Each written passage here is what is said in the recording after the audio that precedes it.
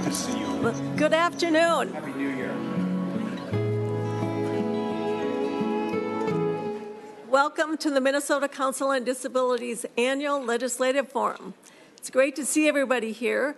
We're lucky today that we're also web streaming this event live, so there are many people sitting at their desk or at home listening and watching, as well as we have several centers for independent living hosting live stream as well.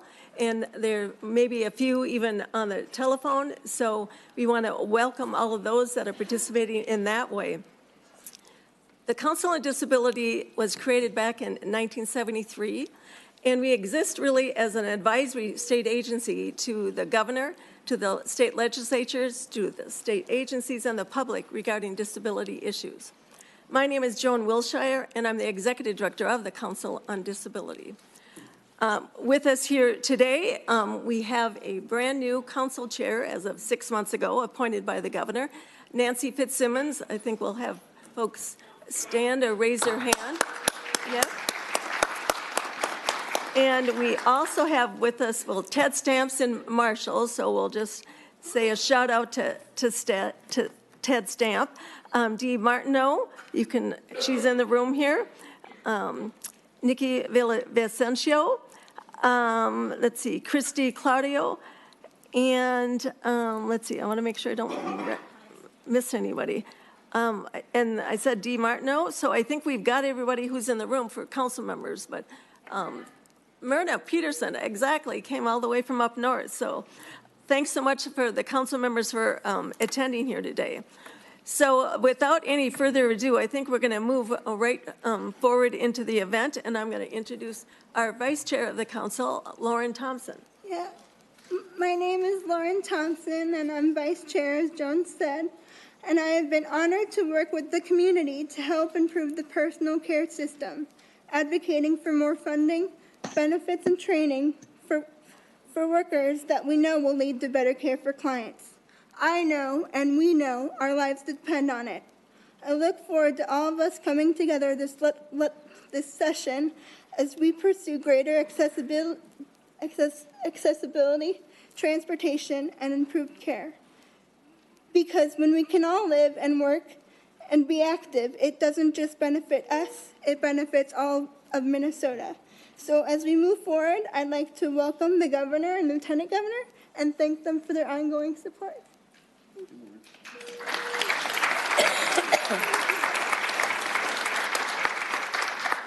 Well, good afternoon, everybody. Thank you so much for having us here. We were having a conversation, just a brief conversation with Joan, and I understand this is the first time that a governor and lieutenant governor have come to this, and I want to just say to you that it will not be the last time, and we are absolutely grateful for your leadership and the opportunity to be here with you.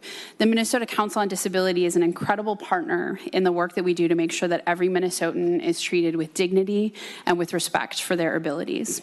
We share your vision to create a barrier-free Minnesota where every person with a disability can have access to the full aspects of life, and we have a responsibility to make sure that that happens. You know, this is not just a single issue topic or a checklist item that can be siloed off from every other conversation. So, you know, I'm sure you've heard us all talk about One Minnesota, and that's truly what that means, so that we know that every state agency, every legislator, the governor, lieutenant governor, that we all have a responsibility to work together across agencies, across sectors to ensure that the disability community is seen, heard, and valued.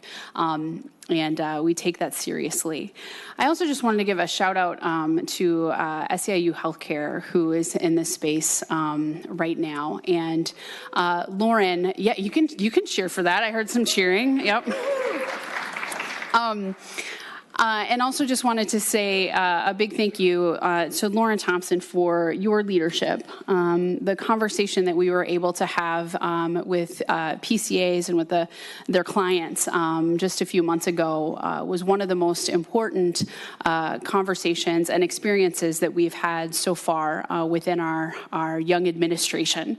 The governor and I were able to walk a day with personal care attendants and their clients, and it was important for us to see directly the impact that PCAs have on the ability for folks to be able to live their full lives, and that work should be valued. So I wanted to just say specifically thank you to Ms. Clara, who is not here, but I know I asked her to adopt me because she's wonderful, and for her son, Saran, who allowed us to spend some time with them.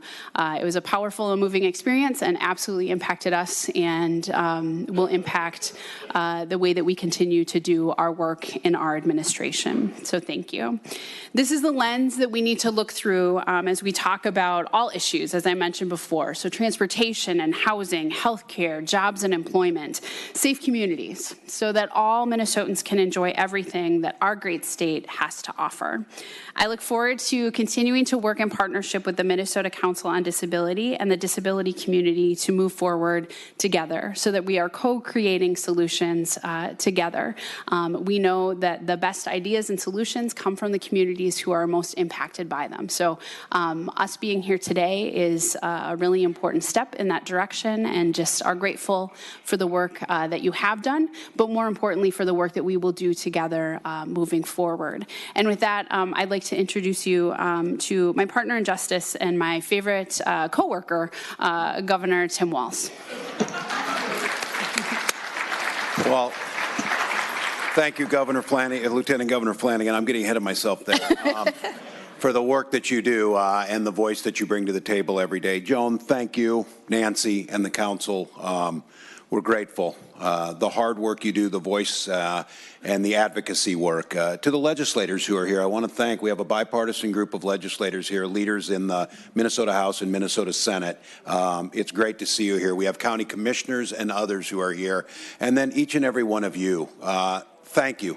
Thank you for your advocacy. Thank you for continuing to hold Minnesotans to the highest standard, creating a barrier-free, inclusive life for every single one of our Minnesota neighbors, understanding that that means commitments of policy, it means commitment of resources, it means making sure that we don't view issues with the community being represented here as afterthoughts after we've already made decisions, or as Lieutenant Governor said, where somebody decides to do something either to or for the community rather than with our community to understand. So I am grateful for that. I too would like to echo the thoughts to Lauren for being part of and helping lead a powerful conversation, an opportunity for us to put both a personal lens on it with an understanding that one day does not tell the whole story, but there's an awful lot of Minnesotans that saw what we could do in one day and used the platform of this office to highlight what's out there. And so I'm going to give a special thank you. Jay, thank you, my friend, for opening up your home, opening up your life, showing me what a life of dignity can look like and what it means to have someone like Deb literally behind you, making the case every day and walking me through what it takes to do that.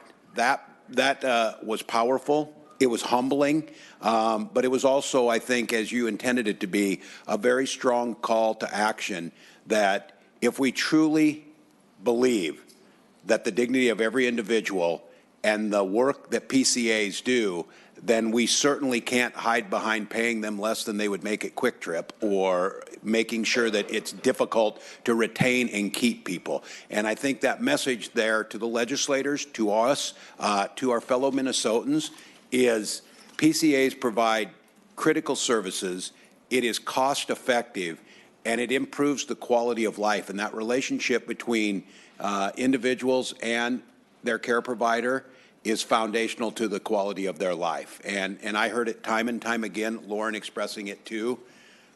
She's got too many hopes and dreams to not have those barriers brought down. She has too many things she wants to do to have us find easy ways out of this, and has too many dreams that it will be a loss to Minnesotans if we don't take advantage of what is being offered, what Lauren's giving back. So we look forward to working and partnering together.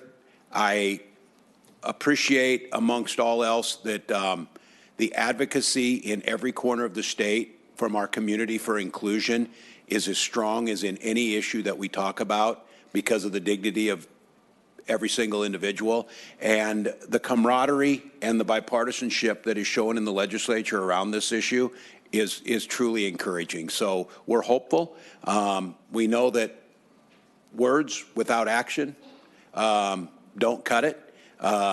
Policies without the funding to make them work don't get us any better, and progress is going to be measured by the individuals impacted, not by how we view it. So I appreciate your work. We appreciate partnering together, and we look forward to making sure that, again, as the Lieutenant Governor said, this is one Minnesota, and it's the best place in the country for anybody to live.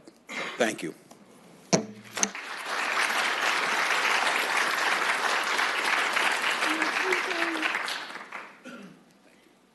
Great. It's just a pleasure to have you here, and thanks for those great words. Great. Next up, I'm going to have Cody Olson, our Public Policy Director, come on up. Thank you again so much for attending.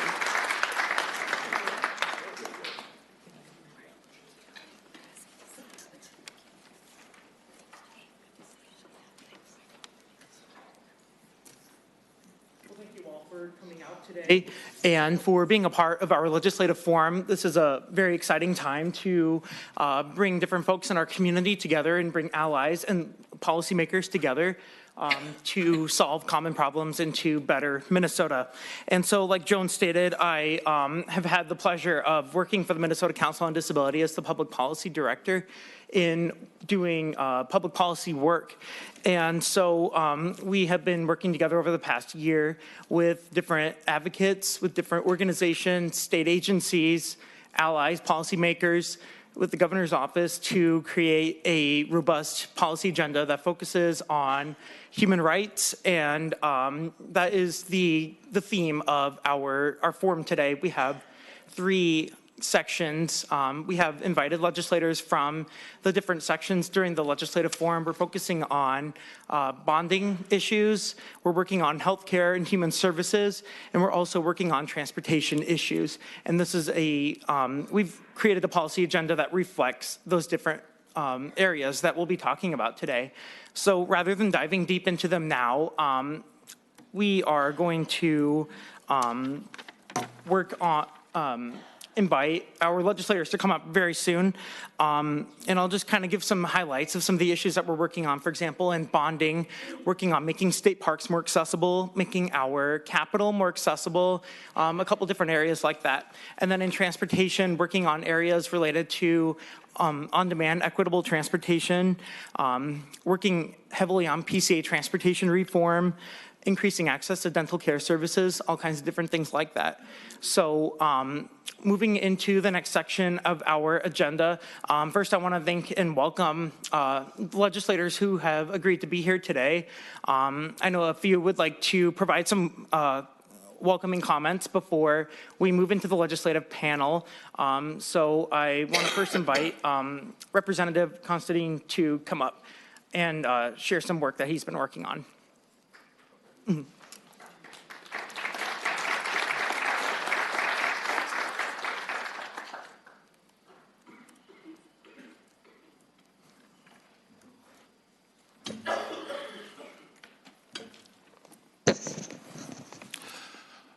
We cannot allow the Minnesota legislature to continue to balance the budget on the backs of the disability community.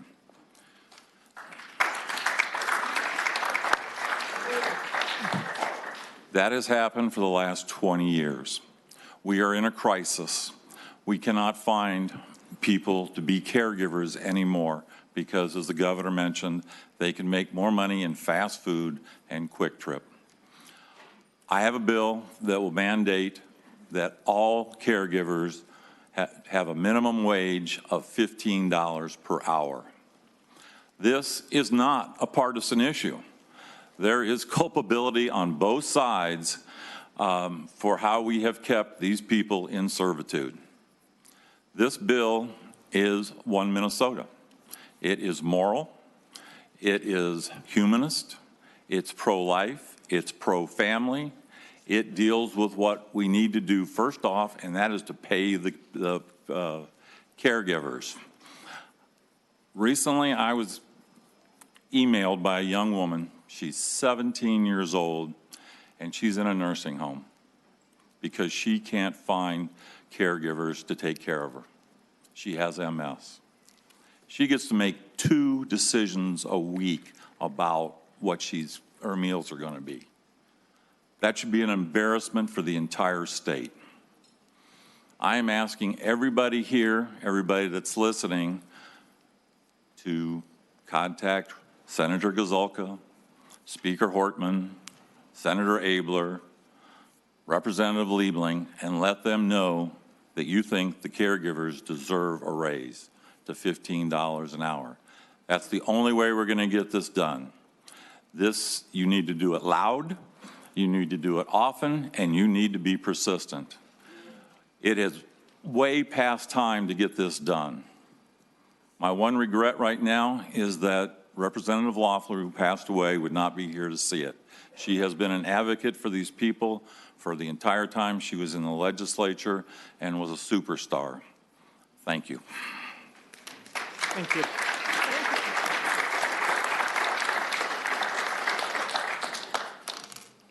Thank you very much for your comments. So with that, we would like to begin the legislative, the session, the portion of our panel. So I would like to invite our invited representatives and senators to come up and join us on this table to talk about bonding and transportation and health and human services. So if the legislators would please join us.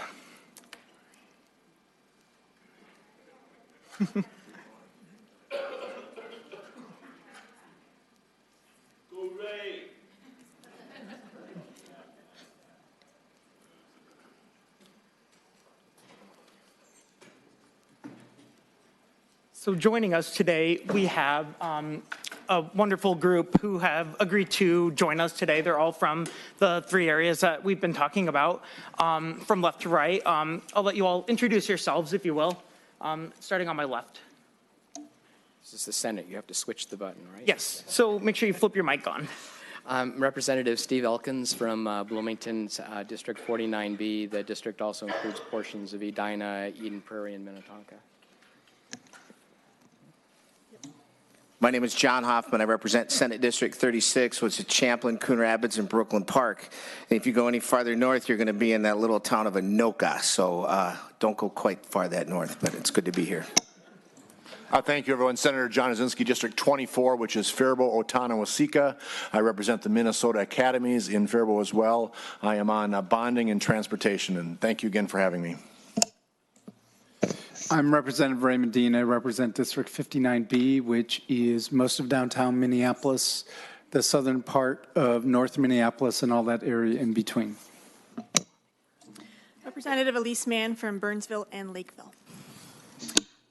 Representative Sandy Lehman. I represent a big portion of Itasca County and a portion of Cass County. The hometown area is the Grand Rapids area, about 3.5 miles straight north of here, if you're familiar with that area. Glad to be here.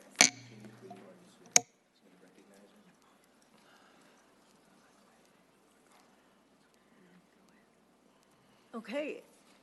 So actually, just to, we'd like to also welcome the legislators who are in the audience as well. So if you're a legislator, would you please stand so that we can thank you for being here. So I see, thank you very much.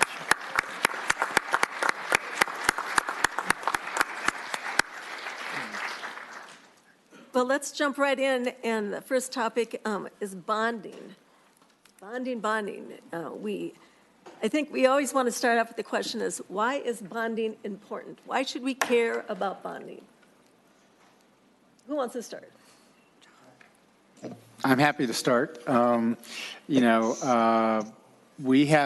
is important because Minnesota has many, many assets. Some of them are state-owned, some of them are local-owned. And it's incredibly important that, one, we maintain those facilities so they work well. And some of these facilities are actually fairly old, so they need some updating. And one of the things that I think is critical is, relative to updating to ADA standards to make sure that these buildings are accessible to all those people in the state of Minnesota. So it can be somewhat a controversial issue here at the Capitol.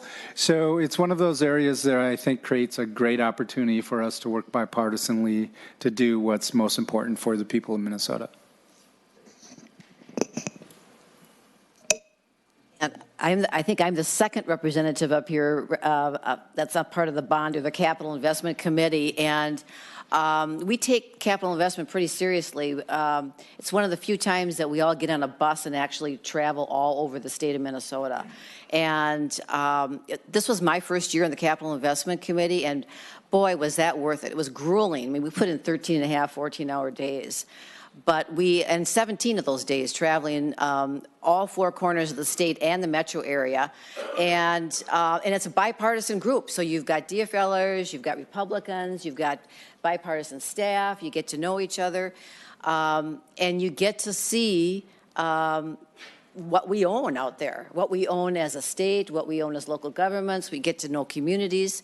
And as Representative Dean just mentioned, kind of the overriding, we'll talk about this in a little bit, but kind of the overriding theme in this day and age, you should be happy to know, is improving buildings for disability access. I mean, that's one of the first words out of everyone's mouth is we are not ADA compliant, or this part of our building is not ADA compliant, and we need to make it so. So that's a common theme, and that's why we're here today to talk to you. Great. One of the things that we find when we've been working on our issues for Parks for All, it's all about bathrooms and parking. It seems like the two don't always go hand in hand in many of the state parks and other areas. What do you see down the road that we're going to be able to do to try to fix those so that everyone can truly enjoy and participate in our beautiful state parks? Thank you again. As a member as well as the bonding committee, as Representative Lehman mentioned, we cross the entire state. We spend 17 to 18 days away from our homes, traveling the state and seeing what is out there for projects. And we have a lot of projects, a lot of infrastructure projects that will definitely benefit Minnesota, from wastewater treatment plants to roads to bridges to facilities to HEAPR money to colleges to parks and everything in between. Again, it's a lot of things you learn across the state, what projects we need and what we have to maintain. The HEAPR funds alone for our colleges and universities to maintain these facilities in a condition that doesn't cost us a lot of money down the road is very important to keep investing in that. We have wastewater treatment plants that are probably built in the early 50s, late 50s now that are all approaching their end of their economic life or major renovation requests. So we look at it very seriously. We've toured all four corners with the exception of the Metro, which we'll be doing here at the end of the month in January to tour that. And we always want to keep an eye to see out there what we can do to improve the accessibility for everyone across the state that will benefit all Minnesotans. So we take it very seriously and we'll continue to do that. Thank you. That's a great question, John Hoffman. And it just boggles my mind sometimes. Back in 1999, when the Olmstead decision was made by the Supreme Court saying that people with disabilities have a right to live in the community and they have a right to work in the community, right? It's a constitutional right, don't we agree? And so when you think about that, yeah, you can clap for that. Let's go. It's not just about, and I'm so glad the governor said, it's not about after the fact, but rather we need to be proactive and really bringing sure that we're talking about disability when it comes to planning. Why is it that we always segregate the disability conversation from the rest of the conversation? When we know 26% of the United States, somebody lives with a disability, right? 1 in 5 people live with a disability in the United States. So if we're not having a forefront discussion about that, i.e., is this a barrier-free or is this an accessible entrance, or where is the parking, or why did we put the barrier-free accessible parking across the street from the Capitol when we should have put it over by the Capitol? And that's the conversation that needs to be having at the forefront. And I'm so glad that the governor made that a promise when he was here this morning. So we just have to remember, including people with disabilities in everyday activities is encouraging the roles similar to the roles that everybody else has. And so I'm glad to see your public policy agenda on Parks for All. I think the Capitol Complex tunnel system, you should ask for more money and really make it barrier-free. It shouldn't have taken Kim Petman to walk around this building to realize that it's not just mobility by a wheelchair, but rather there are some walking limitations that we need to take into consideration. And absolutely, taking down physical barriers are such an important piece, and you all have a right to do that. Go ahead.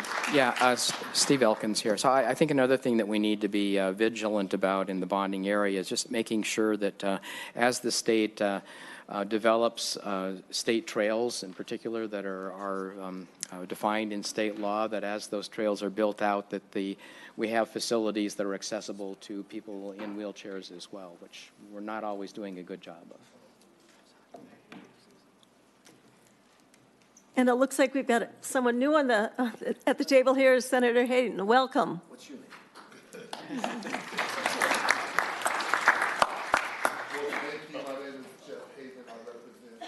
If I should turn this on.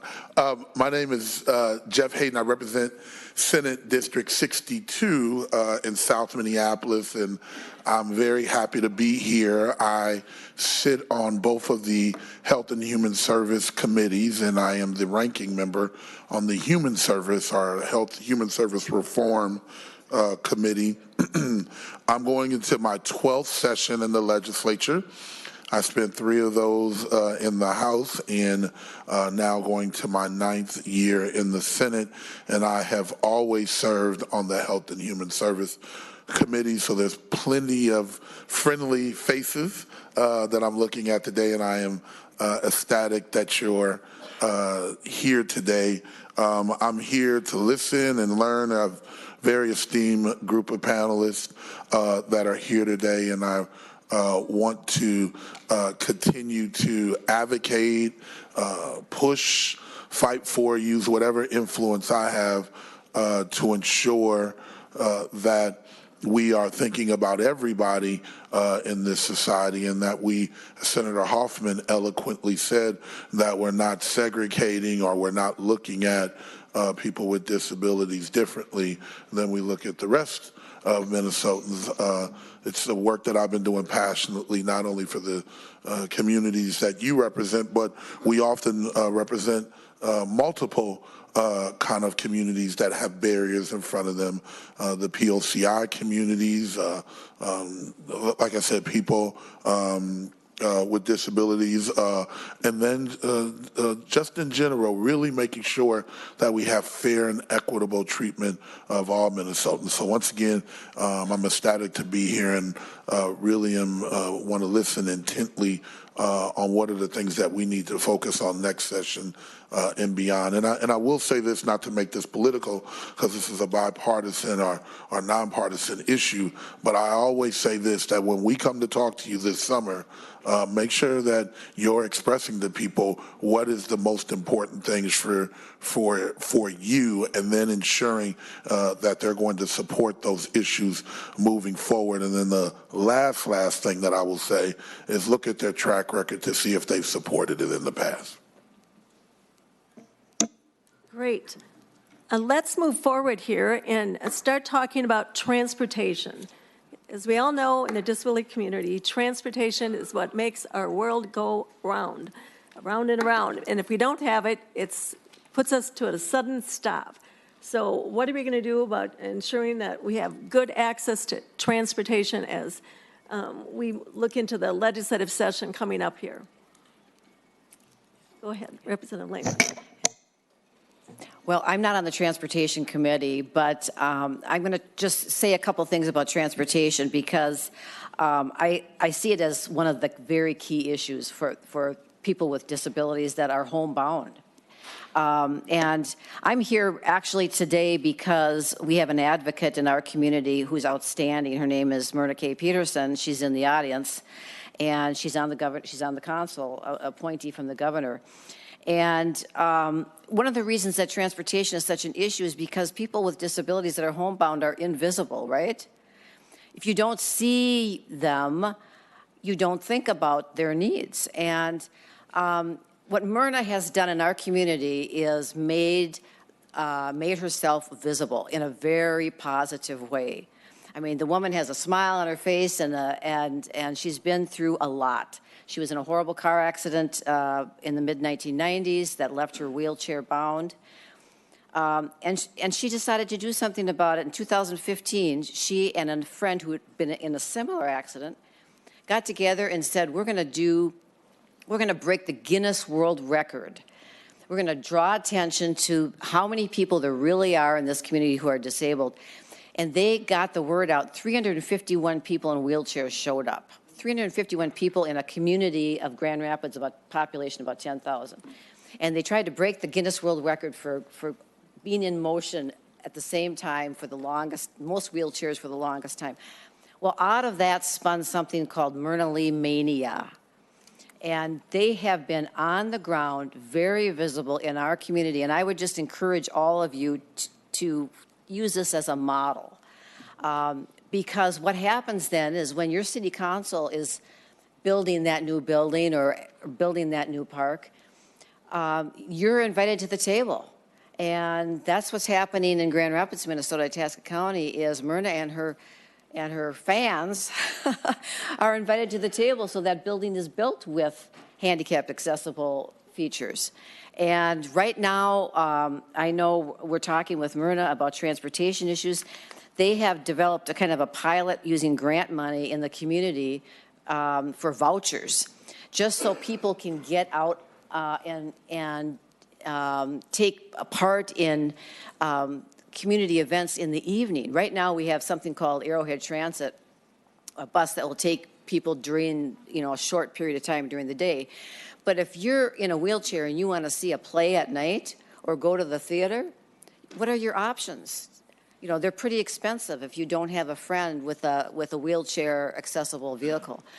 So we're trying to correct that. And I think when we have transportation discussions, if we can remember that not everybody can jump into a car and get behind the wheel, that we have to make the community and make the features in the community accessible to all. And I would just advocate for doing that at the ground level, starting in your communities and gaining our attention here at the state level at the same time.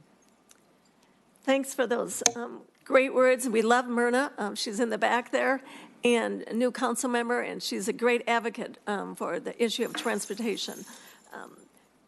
Representative Elkin. Thank you, Joan.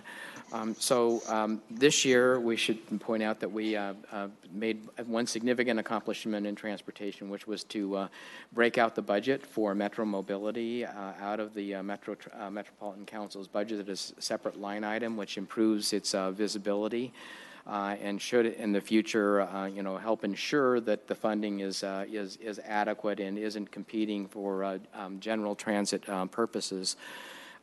This year, we're going to have a bill, which, Cody has drafted. I'm going to be carrying it in the House that would be particularly aimed at wheelchair-bound folks using shared mobility services. So the advent of shared mobility and the future availability of self-driving shared mobility are going to be a real boon, I think, to members of the disability community who are not wheelchair-bound. But the wheelchair-bound segment of the population is in serious danger of being left out if there aren't also vehicles that are capable of accommodating wheelchairs. So This bill that we'll be introducing shortly will create a fund funded by a surcharge on shared mobility and taxi fares to help subsidize the availability of taxis and other shared mobility vehicles that are accessible to people with wheelchairs, and that's going to make a huge difference. So the one thing that I think we're in danger of losing sight of is with all of these new shared mobility options is that if there's no thought put forward to what kind of vehicles are going to be needed by the wheelchair-bound community, that whole population is in danger of being left out. We can't wait for that transportation network companies to be able to come in here, but they need to be accessible. And so that's going to be a vital bill, absolutely. Senator Jasinski, and then I'll go to Representative Dean. Thank you, Joan. Just following up on Representative Elkins, we worked on that bill, and I actually did that bill 2 years ago. We made some progress and brought a lot of issues and had learned a lot of good things.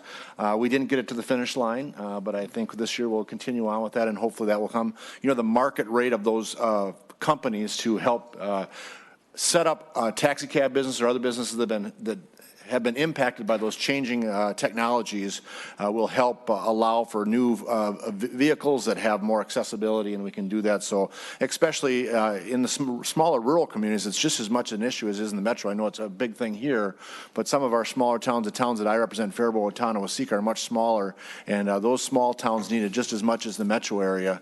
And if we can do something and look at a fund to work to get some money into either making people more, I guess the best word is to motivate people to invest in those private businesses to get vehicles available to provide handicap accessible people around the community. So we'll continue to work on it this year. We want to work with the TNCs to make sure that we have a bill that both agree with that, so we can get that through. And then the larger cities of Minneapolis and St. Paul and Rochester and Duluth are some of the bigger issues we dealt with last time. So if we can get together, we had some great work sessions last year in the last session, and I think we'll continue to improve on that and get something that will really benefit everyone across not only the metro area but the rural Minnesota as much as everyone. So again, thank you for you guys' work on that. Representative Dean. Thank you, Joan. So when we talk about transportation, we're really talking about two different things. One is transportation related to roads and highways and all those other types of things, and then we're talking about transit.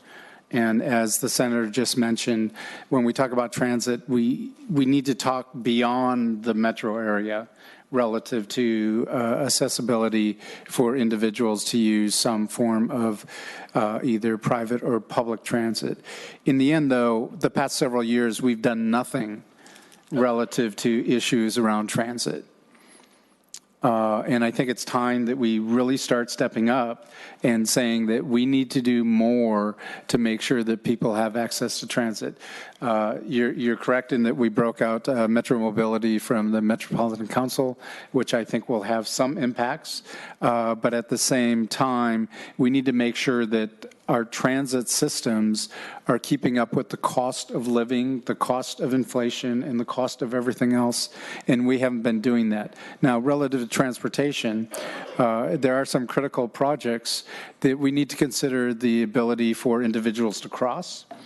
How broad is that area to cross, and are they crossing at grade, or are they able to cross in an elevated way so they're able to get from one side of the highway or the road to the other side of the road? And I know that we do have some projects that are in the bonding bill that will take that into consideration.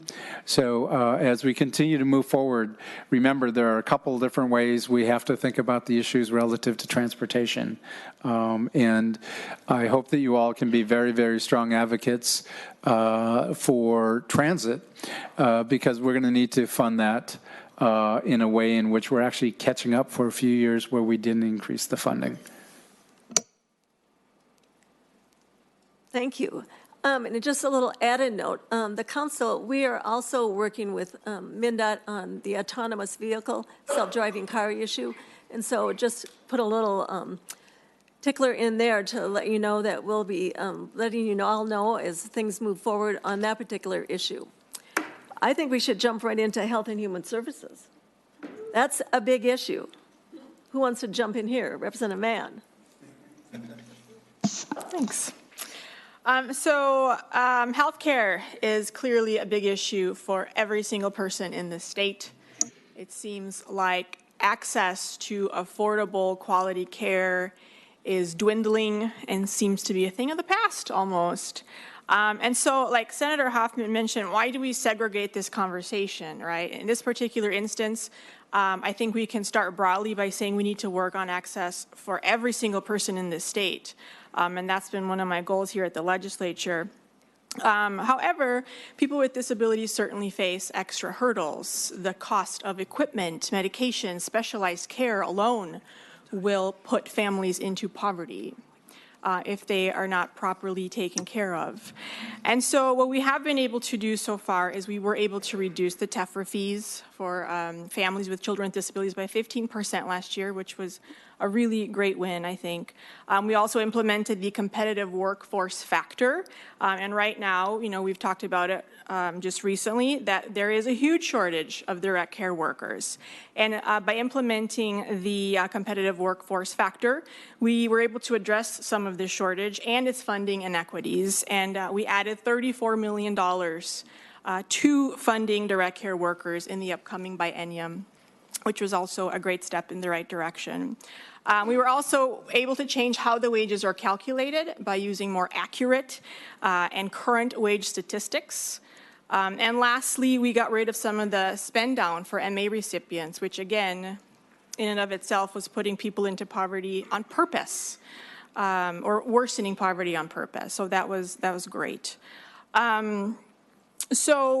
Lastly, we do have what we started off with House File 2436 last year to increase the activities that would be reimbursed for PCAs, which would include driving. And we got started a little bit late last year, so it didn't get as far as we wanted it to, but that is something that we will continue to push forward. But again, I think that the base of this is we need to get health care to everyone, and we're going to work hard on that next year to get it done. Great. Senator Hoffman, or... How much time do I have? You know, I'm glad you guys are laughing. Don't start playing the music, Senator Jasinski, because if it runs out of that. My wife told me I wasn't funny, so I'm not supposed to try to be funny. And you know what? Thank you. Commissioner Opat from Hennepin County, Mike Opat is here, ladies and gentlemen. I think there's a guy who understands disability. He has been in the trenches. We have some people in common we know that we've met on many occasions. I'm glad you're here. And Kurt Rutson, welcome back to Minnesota. I'm glad you came here to tour this. And Matt Langland, I see my old intern is here.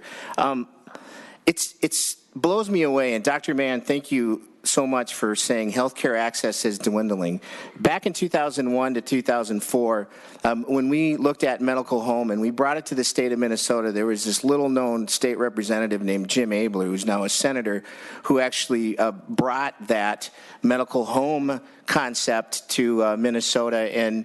And Dr. Jeff Schiff, who was at the Department of Human Services at the time, actually two things came out of that. Number one, there was a decrease in the use of the emergency rooms as primary care. And number two, he saved $1 billion in Medicaid reimbursement just because we were able to do a comprehensive, coordinated, and collaborative primary care look at how folks with disabilities are served. I even had one family say to me from Benton County, that she wished her IEP team would be as collaborative as her medical home team. So that says a lot when you have that. So thank you for bringing that up. That still is a problem in Minnesota, and I wish there's a way to fix it. We can fix that. There should be a look at flexibility in waivers. There's such a draconian approach to how we deal with waivers in Minnesota, and I'm glad the Department of Human Services is starting to look at a different method of looking at how waivers are going to be done. But I want us to take a a step back and really say to ourselves, is this truly a consumer-directed care option? Is this really? That's, I think, the benefit of being an advocate, is that if you truly want consumer-directed care, then let's put those waivers in the hands of the individuals that are receiving services and allow them the flexibility within that waiver structure, which you can, right? There's Alan Bergman's probably one of the smartest people I know. Well, I said one time he was the smartest person I know in Medicaid, and he corrected me in front of 300 people. He said, no, I'm in the top 5. But he would say, when you truly look at the flexibility and waivers, you see one state Medicaid plan, you've seen one state Medicaid plan. Every state decides how their Medicaid plan is going to work. And I think we need to have the courage to be able to start saying, look, CMS, we're going to do it different in Minnesota. Even Wisconsin, even the state that dropped $500 million in Medicaid reimbursement, they actually initiated a consumer-directed care program, which absolutely is working. Chris Sears wrote about it a little bit on Sunday's piece. Am I doing okay on time?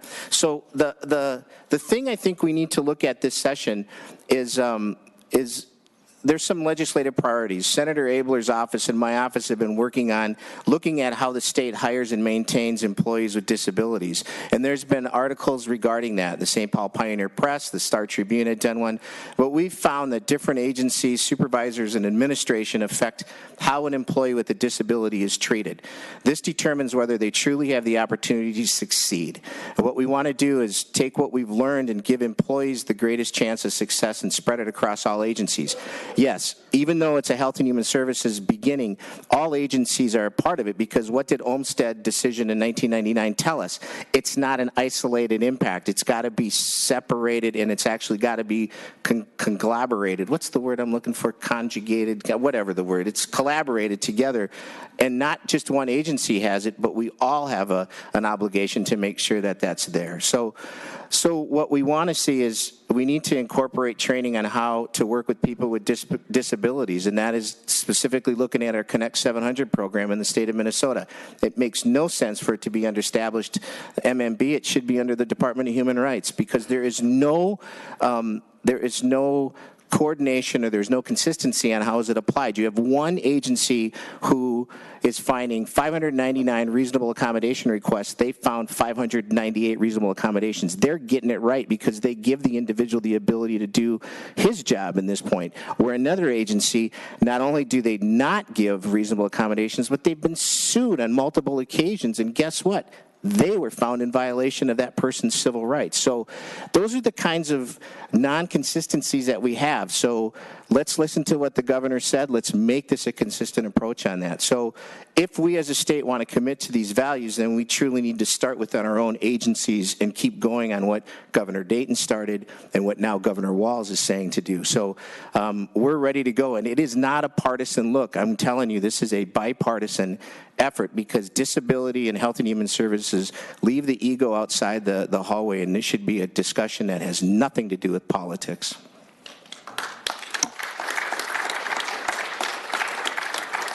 Thanks for those great words. I think Senator Hayden is going to get the last of the words here. So I appreciate everything that Senator Hoffman and my other esteemed colleagues have said. However, I just bring a little bit of reality to the conversation. It is political. And every one of you that are here know that it becomes political, and that these issues often come down to the values that you have and the budgets that you put together. How much money are we going to spend in this particular community? The decisions that have been made about who gets paid what, and how much care do you need. Last year we had some provisions that said if you needed 12 hours of care, you got a certain amount. If you needed more than that, you got more. We zeroed out and lowered one and up the others. That's a political decision.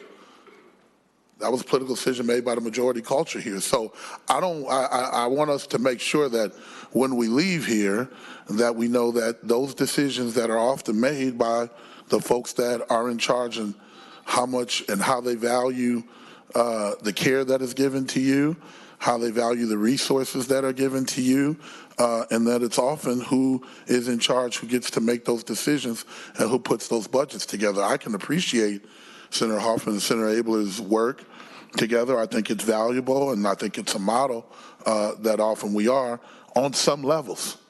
But there's also other times that those things aren't collaborative and bipartisan, and that they're often based on what one particular chair or not decides what they're going to value and how much money they're going to spend.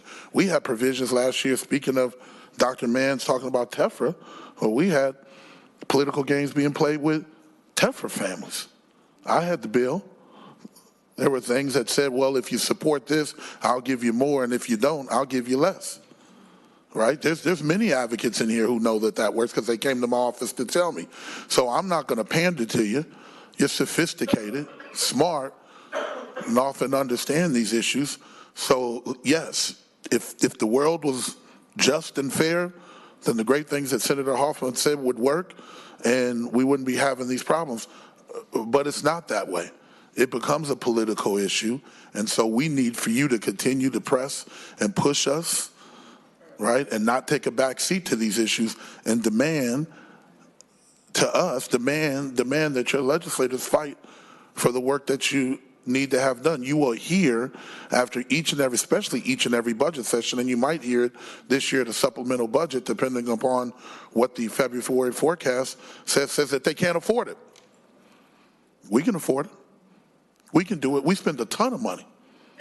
Spend $48 billion. A biennium, you add in the federal money, we're close to $70 billion. We can afford it. We don't have to give those big old tax cuts to corporations, right? We don't have to do those kind of things. Minnesota's better than that. We can afford to give you the care we want. They don't have to be these so-called Sophie's choices. We can actually make that. I'm not talking about the policy Senator Hoffman says. Of course we need to figure out reasonable accommodations. And of course we need to coordinate that issue. And we need to make sure that reasonable accommodations are being given to those that ask for it. Of course we need to go to, and we're working awfully hard, and I know a bunch of us are, working with the Department of Human Service and other departments to make sure that the services are being delivered appropriately, that they're being delivered efficiently, and they're given the right level of care. But we also can't demonize every single person that works there if we don't like them. And those things happen this year. So I look forward to working with my colleagues. I look forward to looking back on this tape to make sure that the things that were being said in this room are getting done when we come back to this hearing room in about a month. But be that as it may, often these things are very, very political, and you guys have to watch for that, and you guys have to demand that it's not.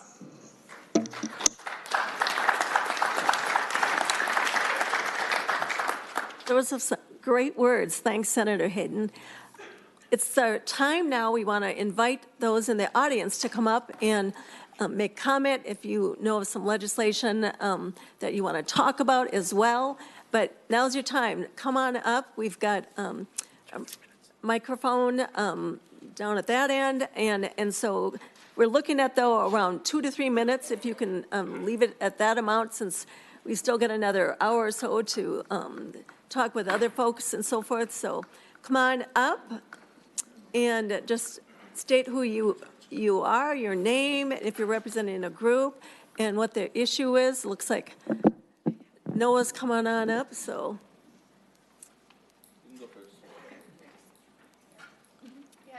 Come on up. You can sit at the table. Yep, sit at the table and talk into the microphone. I know I've been bad. I can move away from it. So, nope, that's great. Come on up. Do I have to turn this on?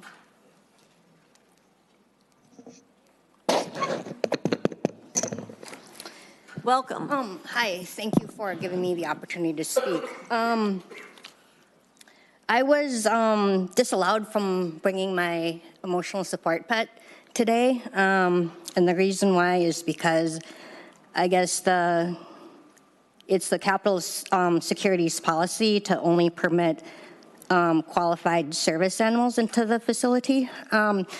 So then my question is that And then he also went on to say that emotional support pets don't have the same protections as a service animal under the ADA. I'm wondering why that is, since there's a connection, there's a mind, body, spirit connection. In fact, mind and body are inseparable. So I'm wondering why an emotional support pet wouldn't have the same status as an ADA, and what, if any, we could do about that. I think I'm going to bring up staff person David Fenley to address this. He's been working on this issue quite frequently. David is our ADA director. Welcome, David. So thank you, John. So it's a valid question, and by no means does the ADA want to lessen the support that emotional support animals do provide folks with disabilities. The main concern is for the rights of people who have service animals. Their animals, which are predominantly dogs, are highly trained, sometimes to the tune of $75,000. And anytime there's an interaction with another animal, there's the potential that that animal's not doing its job for the person who requires that service animal. So we want to lessen that interaction. Also, emotional support animals are, your rights are afforded under the Fair Housing Act, not the ADA, and there's different definitions. I'm more than happy to talk with you offline if you want better explanation, but that's kind of the short answer to your question. Great, thank you. Just one quick comment. Did you have one quick? Yeah. I think I heard earlier about people being unable to leave their house for whatever reason, I can't remember. There are some people that are actually shut-ins that are either emotionally or mentally unwilling and are able to leave their place, and I feel that if they had an emotional support pet, that would enable them, encourage or enable them to leave the place, leave their house. The other thing is that emotional support pets could actually save somebody's life. I heard of an instance where some guy went to go commit suicide. He brought his dog, left his dog in the car. He heard his dog barking, and then he changed his mind and didn't commit suicide. In that sense, the dog actually saved his life. Whether or not the dog was an official emotional support pet, that's fine. That's besides the point. But I wanted to tell you guys the story. Thanks so much for sharing. Yeah. Who's next? Welcome. State your name, and if you can keep it to 2 minutes would be great. Thanks. Right. My name is Nicholas Spencer Volkmuth. I was part of the EI-DBI advisory group and told the story of what happened at a group home in the Cambridge North Branch area. Heck, I even have the article on me now. About how I know a resident of this group home who warned the staff, and the staff belittled with a warning by saying, "Do not worry about it," and then the fire breaks out. And it was said right in front of Senator Matthews. So anyways, that was really, really great, how we need to improve the quality of services provided. My idea is, one of them is that have the clients, and this is a military metaphor, have the clients fill in the enlisted and officer ranks, and the providers fill in the officer and general admiral ranks. You have clients who have field experience training in new staff, after, of course, the clients in question are trained in to train in new staff. And this type of hierarchy of command would smooth things out on understanding what it means to be one of us. Because I do not want lives endangered by society's real retards. If you understand the metaphor, the Judge Judy calling neurotypicals stupid idiots thing. So, quite the irony. The other thing that I would like to see is to change this one-lane, two-way road into a six-lane, one-way road. That you have the people who are very high functioning in the fast lane, and those who are, of course, lower functioning in the slow lane. But I've had clients who are so high functioning that they recognize that when staff are not around, they would engage in threatening behaviors, coaxing me to physically hit them because they just whisper to me, "Don't make me hurt you." The stress of that made me want to commit suicide. The only thing that cured that was a hug session at a strip club in Bach, Minnesota. Wasted money. I don't want to see this money wasted. We increase money, but at the same time, we're not really getting that quality now, are we? To help ensure that we get the quality, let's have some of these people who have been receiving these services provide these services. And so we will not have a single $100 bill, heck, even not a penny be thrown away, wasted. I want to see eat my bane for my buck and my pennies pinched. Okay? Any questions or anything else?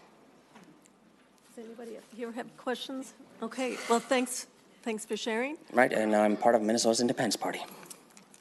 Okay, great. Welcome. Good afternoon. My name is Jillian Nelson. I'm the policy advocate for the Autism Society of Minnesota. I am also an autistic adult here in Minnesota. I first of all want to thank you for your commitment to making Minnesota a more accessible place. But I also want to urge you to consider looking at the broad range of our disability community. Over and over, we talked about accessibility in terms of parking and wheelchair ramps and bathroom accessibility. There is a large portion of our disability community that requires accessibility needs that are not met through a ramp or a bathroom or parking. In Minnesota, 1 in 42 Minnesotans live with the autism disability diagnosis. We are not the only disability that requires accommodations and supports beyond a bathroom or a ramp, and it is becoming a national crisis in the matter of which the neurodiversity community is being left out of accessibility conversations when we're looking at the infrastructure for Minnesota. The Autism Society of Minnesota has been working towards passing legislation regarding things like law enforcement training for autism. And these are basic steps that this state can take towards making Minnesota accessible for all people. We talk about safety in things like handrails and bathrooms and ramps for individuals who have physical needs.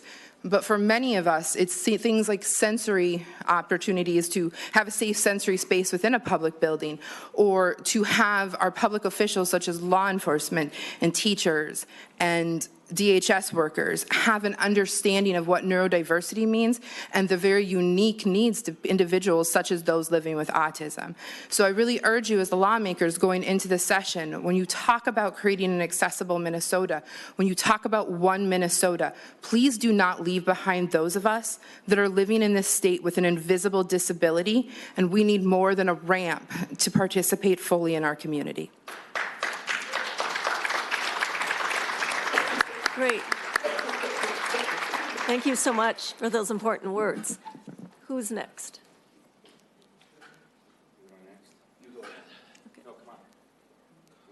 One of you. One of you. Jump in. I was trying to be a nice guy, that's all. Okay. Mark Hughes. Thank you. Welcome. Thank you. Hi there. How are you? My name is Mark Hughes, and I anchor a little TV show called Disability Viewpoints. I'm a 12-year member of the Minnesota State Council on Disabilities, which is the longest by law you can serve. So Joan put up with me for about 12 years, and I thank her for that. January 4th, 2019, the computers went out, and so we're all stranded on Metro Mobility. There were no backups, no way to use the phone, this, that, and the other thing. And the story goes on now. I'll update you. On about December 13th, I was picked up from Golden's, a restaurant in Maplewood. And just to keep the record straight, I wasn't drinking, and I don't drink because I'm on night shift. And so my ride showed up at 10:30, which is an hour late. Then we went to the Minnesota Vikings stadium because they had an event. Then they put 2 wheelchairs behind me. I was supposed to be first dropped off. I couldn't get out. So we went. This point to my story is went to Minnesota Vikings Stadium to 1085 Montreal, which is the apartment building. And then the guy who was ambulatory sitting in the seat says, well, I live right next to this guy. So pretty soon I look around, we're on the east side of St. Paul. So I told the driver, I must be the last one off.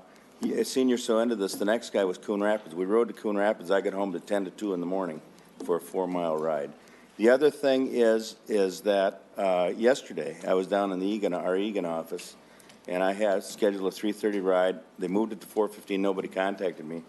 I said, you people can't do that. We got 4 businesses in town. Not my name isn't listed on them, but you can always get a hold of me. And so these are the games we're playing. My point is that it's nice to have the finance broke out so that Metro Mobility can continue.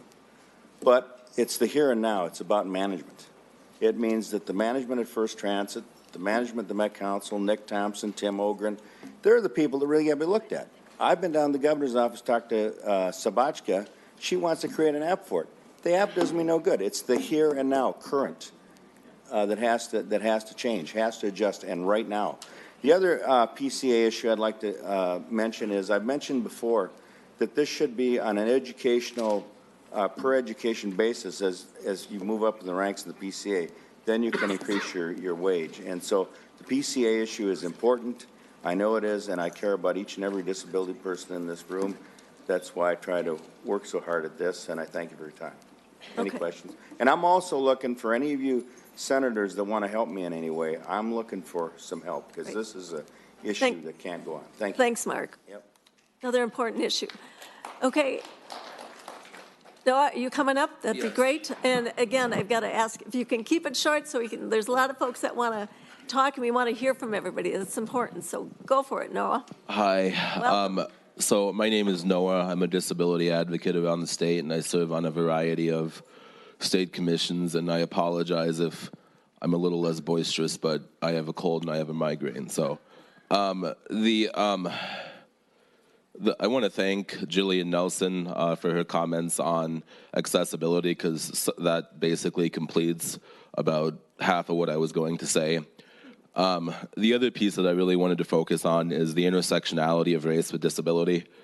We've had a lot, I have had the opportunity to get to know a lot of folks in the East African among communities, and I'm seeing the challenges that they are having in accessing services for their children with disabilities.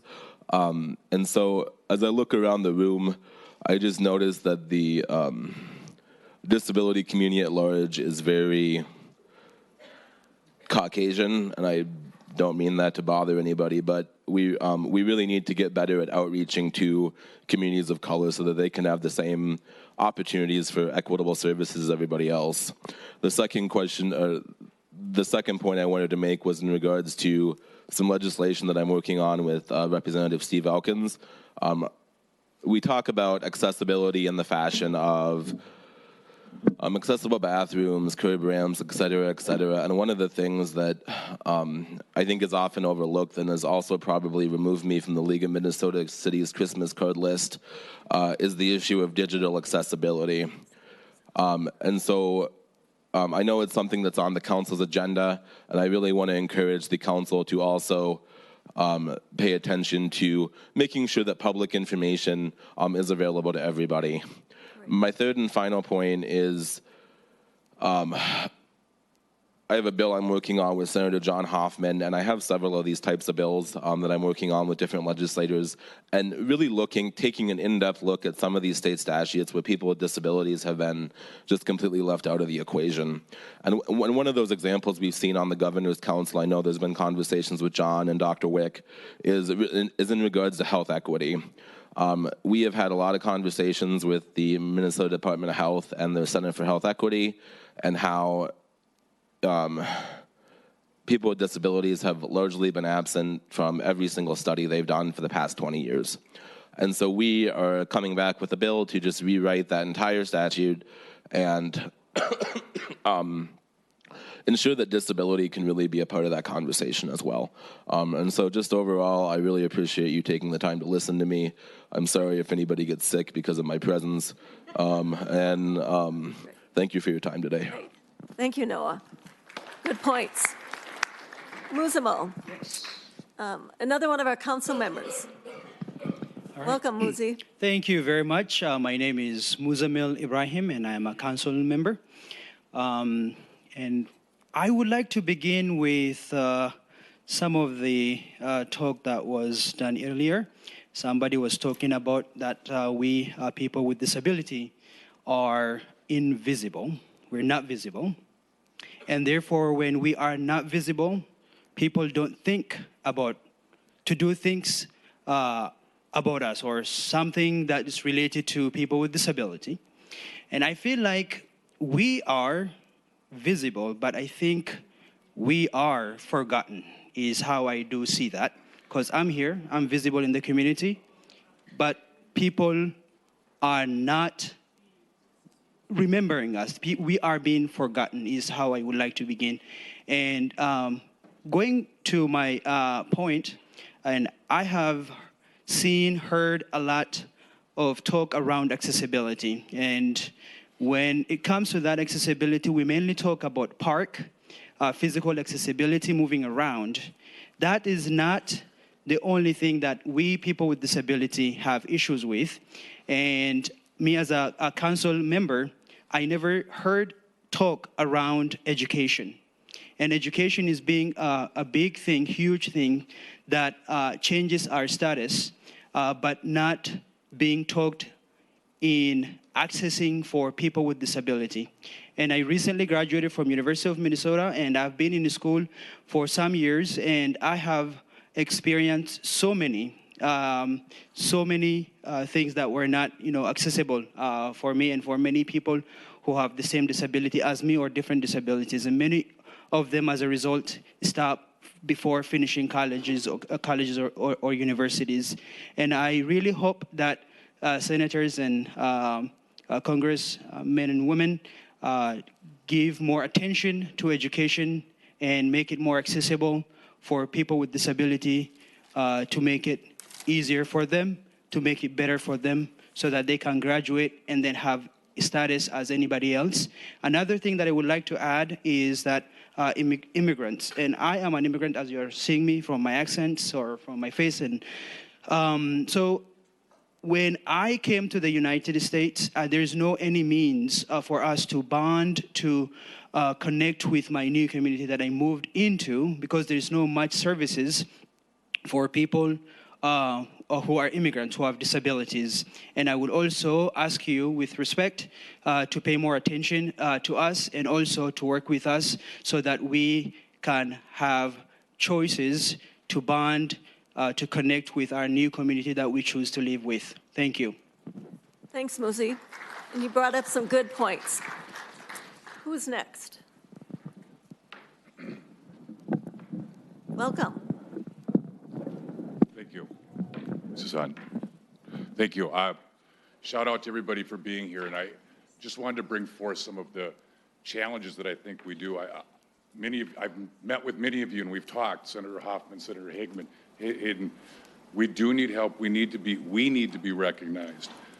We are capable. We can work. We heard people talking about. Can you speak into the microphone? That'd be great. Thanks. I can't.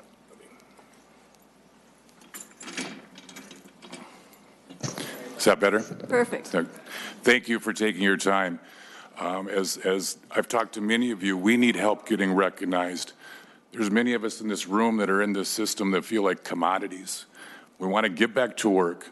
We want to be active. We want to be here, but the barriers from the system are put in the way, so we need the support to remove those. And it's not all about dollars and cents. It's about giving us opportunities. It is about almost empathy, because we've talked many times and how it's getting hard to be, we're not feeling like we're listened to. And so we are bringing some things forward this year. I've had to create an opportunity for me to go back to work despite the system.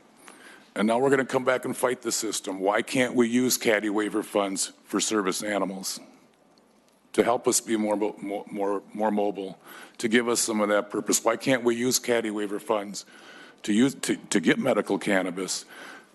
Because I can sit at work all day on oxycodone, but I can't on medical cannabis, and we can't get that access. So I hope we get some support and listen to where some of the direction is coming from. Thank you. Great, thanks for the comment. Who's next?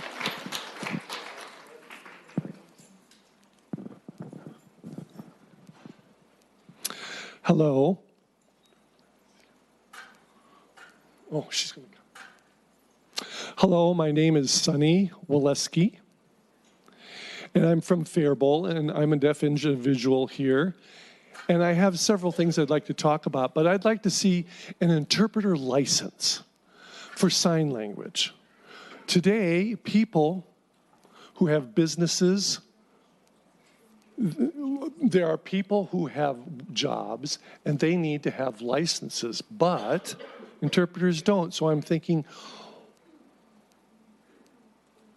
sometimes I have 8 or 10 or 11 interpreters for me, and they're not working. And so, like, if I have an important job, like an interview or something, I want somebody who's an interpreter, not a signer. Because, you know, I need a qualified interpreter in order to do that job interview. And so I would like to see, like for captioning on TV, it's very important. It's good for people who are children, they're learning language. It's good for people who are deaf.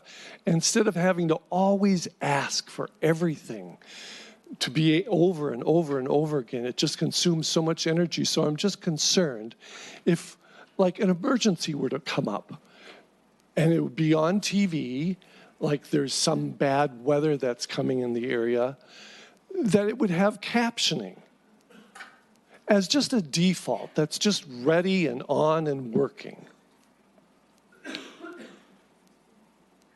There are people out there who are working with people who are deaf who can sign, but some of their skills are not that great, really. It's not acceptable for interpreting. So we need to raise the bar so that people can understand the interpreters that they're using.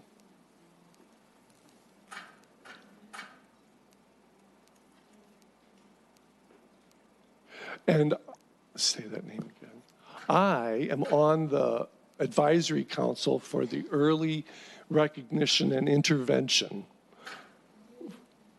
And in that committee, one thing that we found out that we need to do is we need language that spells out what the barriers are, and to realize that many children, many individual children, they do not have access to their own language.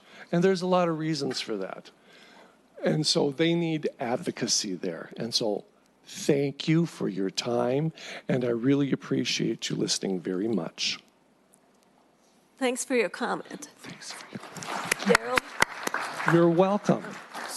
I just want to make a quick housekeeping comment. We do have a second panel, so we appreciate everybody's enthusiasm, and we want to get as many people as possible. So we're going to go on for another 6 or 7 minutes and let some more people chat, and then we'll move on to the second panel. Thank you. So if you can keep your comments brief, thank you. Yeah, my name is Daryl Paulson. In lieu of the fact that you have a second panel, I'm going to keep my comments very brief. The two things that I want to talk about and kind of impress upon you guys is, first of all, I want to thank the audience for being here. I want to thank the turnout that we got. And most of all, I want to thank the legislators for spending the actual time to listen and actually endure the hard conversations and the hard comments that some of us heard up here. And really, what I want to talk about is an opportunity that deals with changing the attitudinal barriers, or the attitudinal barriers that we face in society as we walk through our communities and we participate in daily lives. If I can change one attitude at the grocery store, or change a teller's attitude at the bank about how they perceive their interaction with me or my family, then I've done my job. So it's really not about putting dollars to problems and fixing those problems. It's about changing attitudinal barriers, or attitudes that we face on an everyday basis. And in order to do that, we do that two ways. We do that not only supporting individuals like we have through their caddy waivers or through their home care workers, right? But we do that by supporting the actual family unit. And we do that by supporting the whole family unit, the neighbors, their neighborhoods, their people at church, their taxi cab driver that picks them up, or the person that does their laundry. When we start supporting the whole team or the whole family unit, then we'll actually provide some real efforts and we'll actually see some real changes in the disability community. But we only can do that if we understand that supporting the family unit does take an investment. And it takes an investment that no other state has done in the country. Okay? When I say that, I mean the fact that my partner and I, we just recently got married in Las Vegas over Christmas. We'll have that be another issue that we'll have to deal with Social Security about, especially if they see this tape. But the fact that we had to run to a state that only recognizes a marriage for 10 days unless you file it legally. The fact that we had to do that in order to have my daughter, who's 7 years old, understand the value of a family unit, it was absurd to me. It cost me a lot of money, but it was enjoyable. And the fact that when we start making investments in families, then you're going to actually see every one of us that are sitting around collecting our Social Security check, you're going to see us put some of that back into the community. So I urge you to work with me over the next year or so, because we do have a bill pending that we're trying to get in the governor's budget and the next budget, and I'll be looking at some of the legislators here at the table today to actively work with me to make sure that we put families first in Minnesota and not just individuals with disabilities. Thank you. Thank you for the comments. And the last comment is going to be with Judy, and I want everyone to know, those that are in line, if you could stay afterwards and come up to Cody and I and let us know what your comments are, we'd like to be able to write those down, and because we want to make sure everyone is heard today. So even though we're running out of time to have you speak in the microphone, we want to hear what your issues are. So if you don't mind to be able to speak to us at the end, and we'd be glad to hear what your issues are then. Well, I really am going to take 1 minute. Yeah, go for it, Judy. All right. My name is Judy Sanders. I'm here with Matt Langland with the National Federation of the Blind. We're very proud of the fact that it is because of organizations like ours that every one of us can vote privately and independently at the voting booth. We think that's important. We now want to carry that through so that we can do the same thing with absentee ballots through email. That's it. Great. Now, looks like I think we can do the panel in 20 minutes. So we've got 10 minutes. So if you can come up and speak in a minute or two would be great, because these are all fantastic issues we need to hear about. Welcome. Thank you. So my name is Melissa Winger, and I have a 24-year-old son with significant disabilities, both developmental and physical. And I've been a part of the Governor's Council for Developmental Disabilities. I've been involved in medical homes since it's originated, and emergency medicine and all sorts of things. And my problem is that this has been 24 years. I started advocating for him 24 years ago. I'm still advocating for him today for the same issues. So most recently, because of the lack of home care, we decided that Devin would go to a foster care, the corporate foster care group home, thinking they were much better than the institutional setting. However, in the course of 1 year being there, he has suffered 3 issues of abuse, and all within a 3-month time frame. The first one involved a broken foot that nobody has any idea how that happened. Second one is that 3 weeks later, the second one, he was forcefully drugged from his group home onto the bus by a staff member. This was witnessed by multiple people. 3 weeks later, I go to visit him. He is covered in bruises. All 3 were reported to the Adult Protection Services. All 3, I got a letter within 3 to 4 days, the exact same templated letter that says, thank you for your report, no further investigation needed. 3 in 3 months. Little caveat, they say, well, we're going to keep your case open in case something else comes up. We're going to look at the whole thing. Then they give you a series of, well, it goes to Hennepin County, well, it goes to adult protection here, nope, now it goes here, now it goes here. Called the police department, they said, yep, I got a full stack of them sitting right next to me. We can't do anything because no one prosecutes these. So I looked into it a little further and looked at, well, what does our state do? What is the punishment? We have wonderful care providers, but there's a few that are problems. What do we do? Well, it's not much. Our maximum sentence, if you abuse someone with a disability, a vulnerable adult, 1 year, $3,000, that's max. You compare that to what the state of Minnesota does for an abused animal. An abused animal is 4 years, $10,000. That shows us how much we are protecting our citizens. They're our citizens. This is not us, them. This is all of us. And unfortunately, 24 years later, I'm still here. And he doesn't deserve that. Thank you.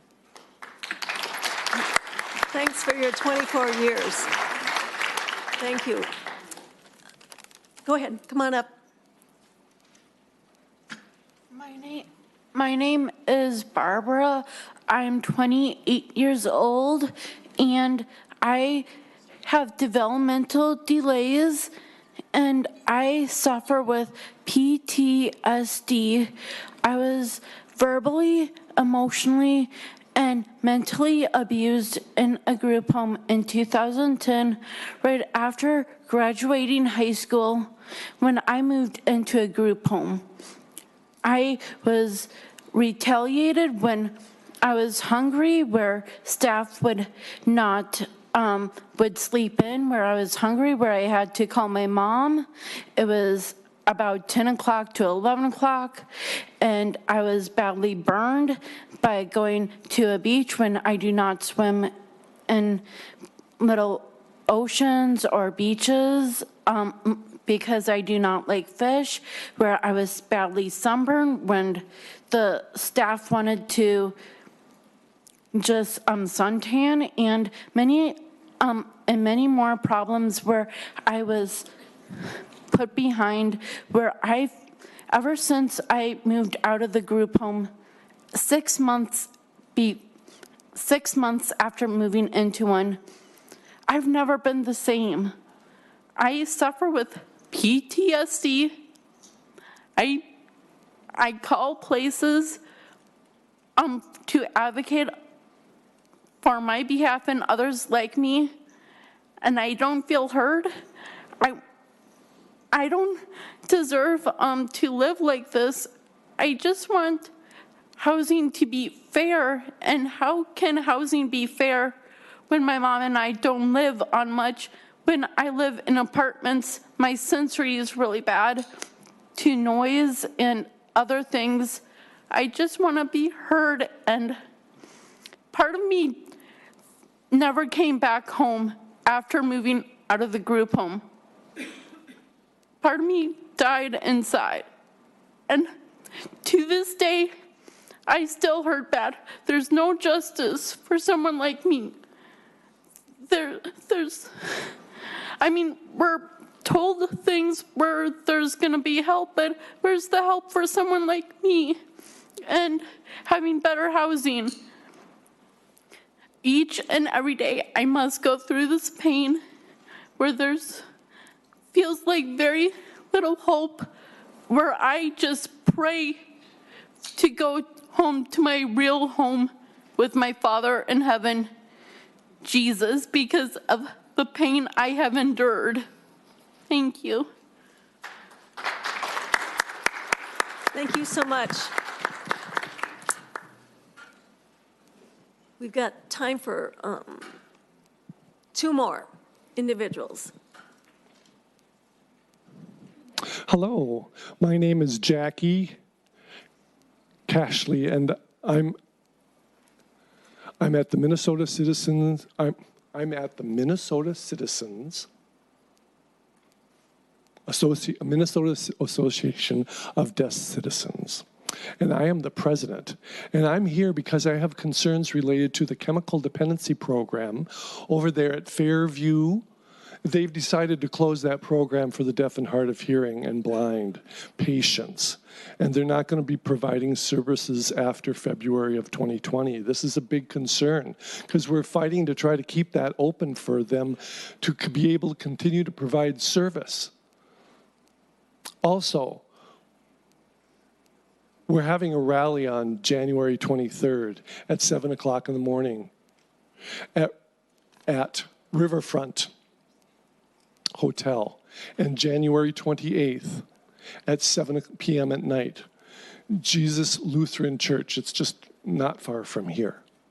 And the reasons why I wanted to share that with the legislators and senators here is we need to keep this program open for deaf and hard of hearing and deaf blind patients who need services, chemical dependency services. Without that program, we're going to be so stuck with our mental health issues that will pop up. So thank you for your time. Thank you. Okay, who's next? Welcome. Hi. Can you hear? Yep, great. Okay, my name is Mary Stearns. I live in Eagan, and you just heard from my daughter, Barbara. My concerns are with medical assistance and transportation, actually. In medical assistance, those with disabilities who are on U-Care are provided no access coordination. And they want to save money by having case managers help these people that are on SNBC be able to get help navigating their medical care from their social workers or case managers. Well, in a lot of cases, and we have found this to be true, the case managers do not know how to access and do not even know it's their job to do this. When we were with Medica, you have an access coordinator who can help you navigate your medical assistance or, Medica programs if you need this. So I think that is a really important thing to go back to, is getting access coordination for all, not just for, Medica, and not have it for U-Care members. Another thing that I have concern about is with MAEPD, and I am on MAEPD. I too have some disabilities. My question with this is in parent pay. I received some parent pay to help my daughter with her disabilities, with her dysfunctions that she has at home. And this program counts parent pay as part of your income. But there are a lot of MA programs out there, other programs that do not count parent pay. And I would like to see some fairness in that and some, someone who can really take a look at that and see what can be done about this. Because I just don't agree that it should not count for some families and count for other families. And, they're just not equal across the board. The other thing I just wanted to mention is transportation. It's not a great system that we have right now. Metro mobility has been, for my daughter, and I know it's been this way for many others that I have known, it's really anxiety producing. These people want to be picked up on time, and you never have a set time that they're going to pick you up. And when you have someone who wants to leave at the time you're supposed to leave and, is really, they have to do it. It's really frustrating to them. Another thing they have let happen now is that people can use Uber or Lyft, I believe, as well. Well, we have found Uber to be, I'm concerned in the fact that there's been drivers who've been assaulting the passengers on there. I don't think in any way that I would let my daughter go alone on an Uber after hearing a lot of this. She's too vulnerable. Another thing with Uber drivers is that they are allowed to smoke in their cars. Both of us are highly allergic to smoke. I get, my stomach hurts from smoking when people are around. So I think if Minnesota can do something to, I don't know if we can do something in our legislature to say to those Uber drivers in Minnesota that we will not put up with smoking or smoke smells in their cars. It's a health issue. I don't think we should put up with that where people are working with PCAs either. And there are a lot of PCAs who do smoke and they don't smoke in your home, but they want to take the client out and their car smells awful. And I mean, I can't imagine. My daughter will not even go out with a PCA who smokes. It's a healthcare field. Another thing that I was thinking about is if a waiver couldn't come up with a way to help fix a person's car so that the person can get around with their automobile. I have an older car. It's a 2003 Vibe. It needs some work. The air conditioning went out. And it needs a whole new air compressor, which is a lot of money. We don't have a lot of money. But in the summer, it becomes a crisis. It's a safety issue. I can run the car and have the windows down like we used to, and before air conditioning, the 450 or whatever. And I cannot, my daughter will be in the car, and if a bug flies in, she's like ready to jump out of the car in the middle of an intersection. Last year with one of her PCAs, she screamed and almost got into her PCA's lap when one flew into the car. That's dangerous.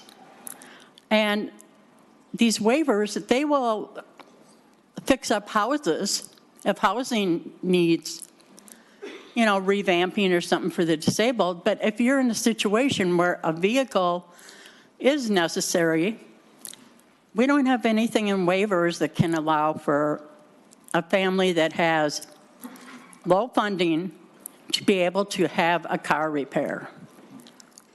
So those are my comments.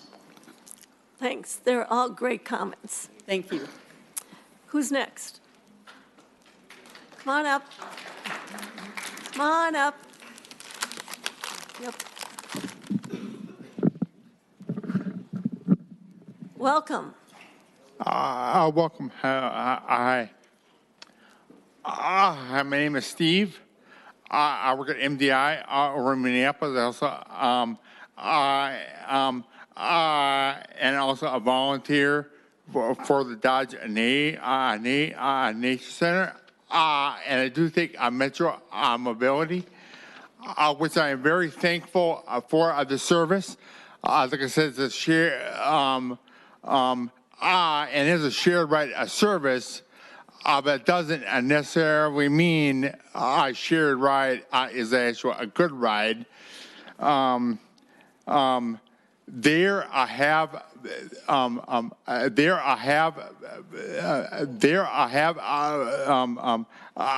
been issues with it. According to the right formula, I have a 99-minute maximum time to be on the bus when I go from home to work. Which I do enjoy working, and there have been times when I'm late for work. I'm late for work. Twice in the last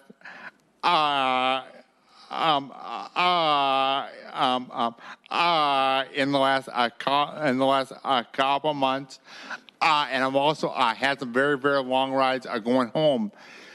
Now, I'm able to work and I enjoy working. I enjoy to work and to volunteer. Without this service, I would not be able to do so. But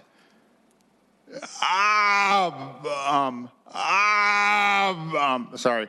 But I know with all this shared right service, you guys are talking about to expand the shared right service they're on the area and to all of the other all the other areas. It would be nice to have more and more options of people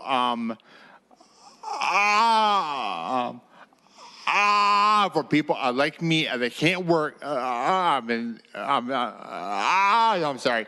That can't drive.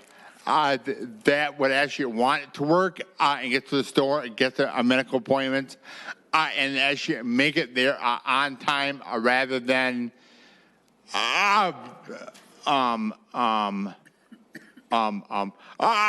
being told that they have multiple pickups like in very, very long distances away, which is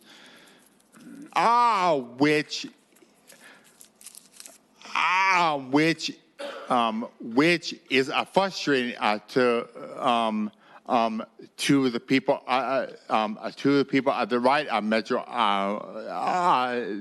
that ride at Metro Mobility, and I'm sure hoping that all the stuff all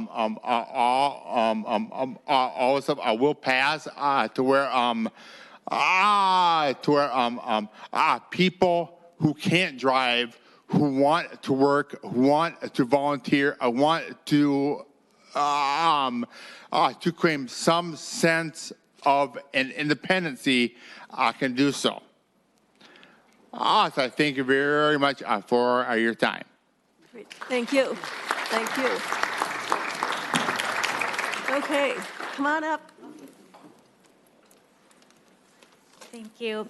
Hi, my name is Liz Hannon. I'm the parent of a 19-year-old with Down syndrome, and I have been all about advocating for his inclusion in the community his whole life. And after in high school, he participated in everything. He's part of his whole community, but as soon as he graduated from high school, the only option in Minnesota really is a segregated program. And we lag behind other states with these programs in our surrounding states, Wisconsin and Iowa, and most other states offer more opportunities that are integrated and inclusive for these young people to become included members of the community. They really need programs that are certified transition programs that are inclusive. And Minnesota provides grants for people to go to these programs, but we don't have the opportunities within the state, so I'm advocating for those grants to be able to be used out of state, but also, moreover, I would like to keep him, and I know a lot of other families, I'd like to keep their students and their kids in the community rather than having to explore out of state as the only option for an inclusive post-secondary program. Okay, and I'm welcome. I don't know if this one's working. I'll use this one. Hi, and I'm Jennifer Summerness, and I wear a number of hats. Hi, Senator. One of which is working statewide and nationally with schools to better include kids with disabilities in general education. And so I'm just here with Liz today to hear about the post-secondary options. We've been working with families, trying to get more of them across the state of Minnesota, and would love your support in that regard. A lot of the families that I've been working with for more than 25 years now, that their kids are now graduating, they're expecting to have the same opportunities that they've been afforded within the general ed populations of their schools. And I think that this is the next frontier for Minnesota as far as higher ed and opportunities for people. Thank you. Thank you so much. Okay. Hello, welcome. Hi, can you hear me? Yep. Yeah, Bob Wagner, licensed psychologist. Is it on? Yep. Pardon? Bob Wagner. I'm a licensed psychologist. I spent my whole life serving people with disabilities. Currently on the MCD board, as well as our policy committee. 3 quick comments. I'll be quick. First, I want to encourage people to use language matters. I want to encourage people to lose the term wheelchair bound. Replace it, uses a wheelchair, wheelchair mobile. Thank you. Second, when you speak about transportation, I want you to be cognizant of sidewalks. I described it to Rebecca Necker, my councilwoman. Imagine driving on the worst pothole-filled street. You're in a vehicle that has no suspension and solid core tires, and they never fix the street. Okay, that's the state of our sidewalks. And lastly, after listening to the last hour, I'm sure many of you, like myself, your heart hurts a little bit, right? I'm reminded of a quote by Helen Keller. I'll probably butcher a little bit. Basically, she said, you know, the world is full of suffering, pain, and injustice. We must remember that the world is also full of facing pain and injustice, as well as overcoming injustice. So thank you for your patience. Thank you for everybody here who cares. Thank you. Thank you. Thank you. Thank you. Okay, we'll go to this side again. Come on up. Welcome. Welcome. Thank you. Claudia Fugli, just making it short. Yeah, get as close as you can to the mic would be great. Thanks. Claudia Fugli. I'm just going to make it short, sweet, and simple. This is totally off the subject we're working on, but I'd like to see plans on accessible, affordable housing. It is so bad out there. People are having a hard time finding affordable, accessible housing that is somewhere that's close to everything. The other thing is election time. We need to make sure all the election areas are accessible and available for everybody, regardless of where they live.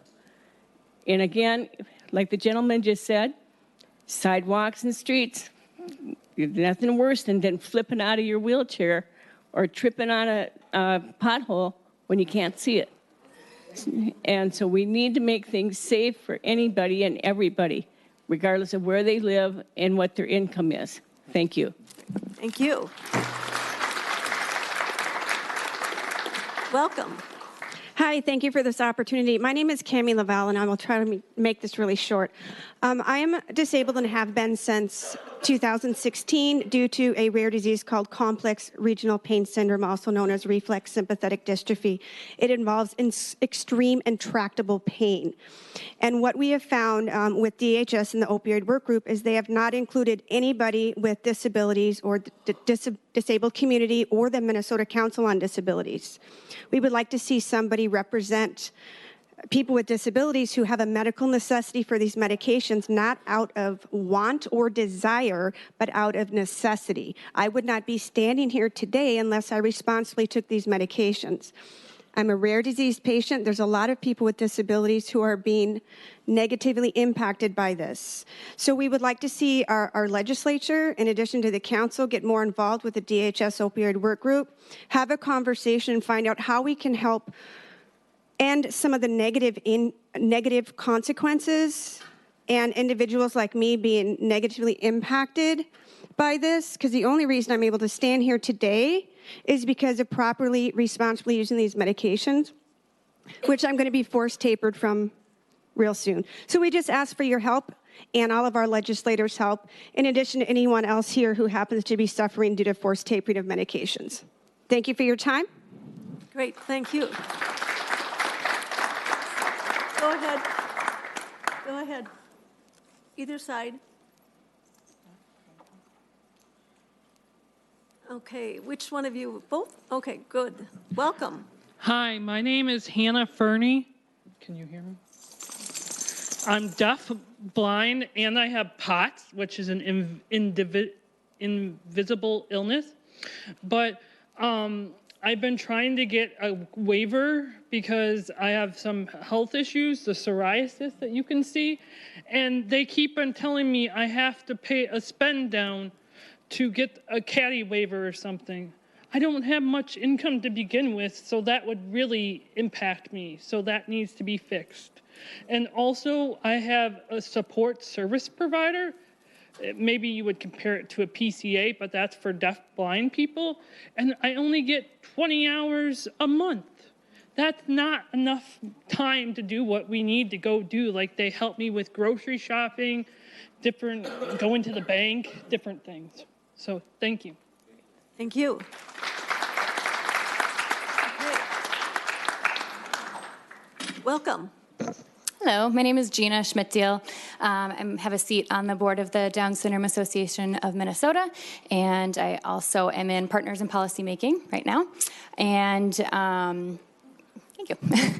I just want to kind of echo what a lot of people have said here, and many people with different abilities really want meaningful employment. Not all people with disabilities just want to work at a restaurant and roll silverware. Meaningful employment means what they love doing and gives them purpose in this life, and also income. So not taking away services just because they would like to work and enjoy working. So figuring out somehow something that we can do to still be able to give them their services and their medical service or medical MA, and then also being able to provide income for them. Great. Thanks. Thank you. Okay, we made it through. Everyone, is your last chance. Anyone want to come up and speak? Now is your opportunity. Okay. Well, why don't we, I'm going to throw it over to Cody, because I think we'll move into the last panel. But definitely, I want to thank all the folks here from the legislature, Senate, and representatives for coming and sticking it out and listening to all the good comments. And so we hope to see some good legislation coming out of all these comments. Great. Thank you.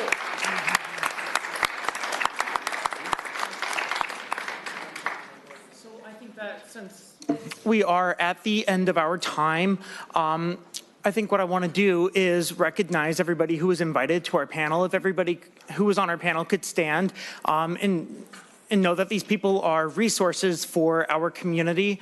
I want to recognize Alicia Munson from the ARC Minnesota, Maureen Holden from the CCD, Molly Clark from the Brain Injury Alliance, Jeff Bangsberg from the PCA Reform Coalition, Zach Eichten in the back from the Brain Injury Alliance. And am I missing anybody else? Over there, Bill Amberg, I think, is that? Yes. Oh, Jake, I'm sorry. From Maysill. So I want to thank everybody. This was a really incredible event, and we are so thankful that everybody had the opportunity to share their stories today with the Minnesota legislature. Do you want to provide some closing comments? One of the things we're going to be doing is taking a look at all the comments, and we'll be also posting this on our website with the transcript and so forth. And we will be sending the key comments out to the legislators so they can hear and see from all of you. And so hopefully those legislators that missed this event can go review this online, but mainly we're going to send a written transcript to them so they can see and hear all these important issues, because many bills need to be written as a result of your comments. It's definitely needed. So thank you so much. And we look forward to working with you all in the future as well. Thank you. Thank you. I